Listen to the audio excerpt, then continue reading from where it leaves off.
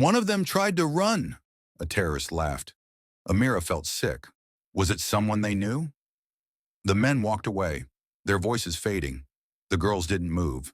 They had escaped this time. But how much longer could they survive? Amira clenched her fists. She had to get them out of this. The mountains were still far, but they had no choice but to keep moving. The river was wide, black, and deadly. Amira stood at the edge, heart hammering. The terrorists were still in the forest, searching. They had to cross. But I can't swim, Hadiza whimpered. There's no other way, Amira said. A splash. Something moved in the water. Crocodiles. Panic rose in Amira's throat. The river was a risk, but staying meant death. We'll hold on to each other, she said. No noise. One by one, they stepped into the freezing water. The current was strong, pulling at their legs. Hadiza gasped, clinging to Amira. A rustle. The terrorists were near. Move faster, Miriam whispered. Halfway across, Amira felt something brush against her leg. Her breath caught. Was it a crocodile? A scream. One of the girls disappeared under the water. A crocodile's tail slapped the surface. Blood spread. Don't stop, Amira choked.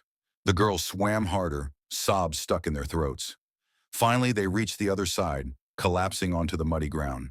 Amira turned back. The crocodiles had finished their meal. She looked at the terrified faces around her.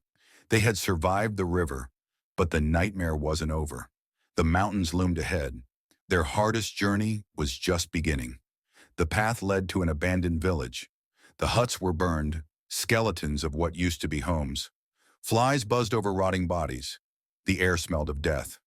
Keep moving, Amira said, trying not to gag. Suddenly, footsteps. The girls froze. A shadow moved inside one of the huts. Amira's heart stopped. Was it a survivor? Or worse, a terrorist? Miriam picked up a stick. Slowly, they crept toward the hut. Amira held her breath and pushed the door open.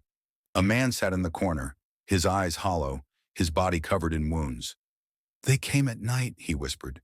Killed my wife, my son. Amira swallowed hard. Who did this? The same men who hunt you, he rasped. Run, before they return. A shiver ran down her spine. Then a distant gunshot. They found us, Miriam cried. The girls turned and ran. Behind them, the man in the hut whispered his final words. You will never escape them. The terror was far from over. Exhausted, the girls found shelter in a cave. We'll sleep for a while, Amira said. But something felt off. She noticed Miriam acting strange, avoiding eye contact. Then in the dead of night, Miriam slipped away.